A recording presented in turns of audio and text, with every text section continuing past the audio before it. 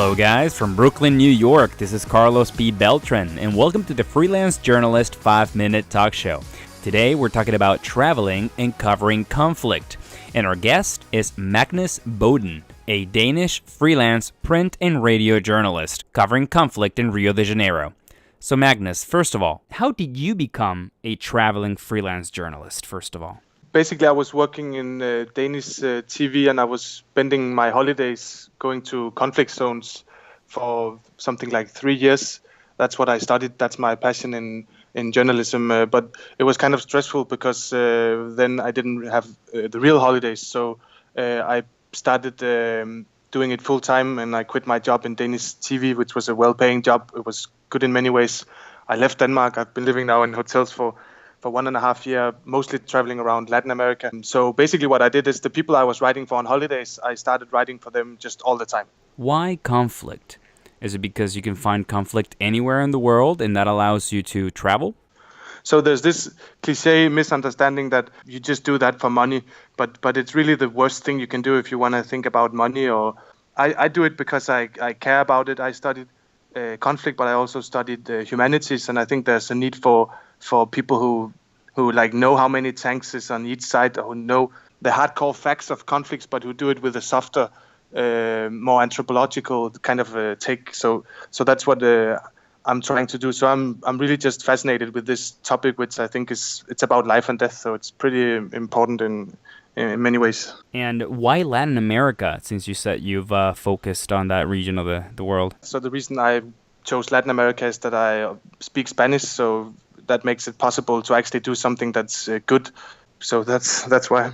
Right. I personally consider that you should be well acquainted with the culture and the language, if possible, of the place where you're going to go be on assignment, especially if you're covering conflict like you are. Now, the life of a traveling journalist tends to be quite romanticized because people think it's all about meeting interesting strangers and visiting weird corners of the world, but talk to us about the challenges of being a traveling journalist. The most difficult part is definitely that you start all over again every time you come to a new place. So that makes contact making basically the main thing, the main job description, and solving logistics the main thing.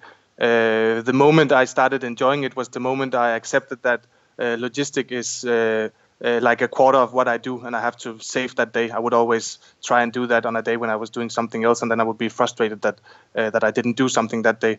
So count logistic as a big part of what you do. And if you do that, I think all that romanticism is basically valid because it's great. Now, Magnus, you're in Rio de Janeiro now. What are you working on?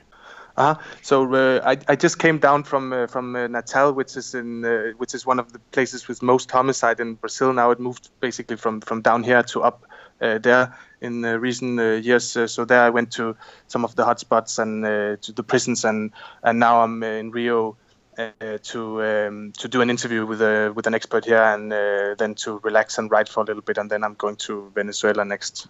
Do you have any advice for journalists wanting to start a freelance lifestyle? One thing that's really important is to go do the thing that you like to do, and then don't do the money jobs. There's a lot of people who are going to tell you that if you want to make it work as a freelance journalist, you have to also do something for like a specialized magazine. Don't do that. Do the story you care about. Do the big stories. You have to do things like reselling. So I do radio and written, so there's an overlap in the stories I do. I sometimes try and sell it to Norway and Sweden, and sometimes in English as well. So that's a good thing. I also sometimes care about the people I sell most to. If there's something they really want, I do that, even though I otherwise wouldn't do it. So make compromises, but make the right compromises. Thank you, Magnus, for the advice. And where could we find part of your work and your travels?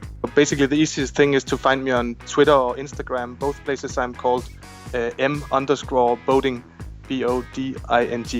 For more short interviews and advice, subscribe to this podcast. And if you like what we're doing, we would love it if you could take a few seconds to leave a short review for this podcast on iTunes. Our goal is to reach 100 reviews on iTunes by our 10th episode. This was the Freelance Journalist 5-Minute Talk Show. We'll see you next time.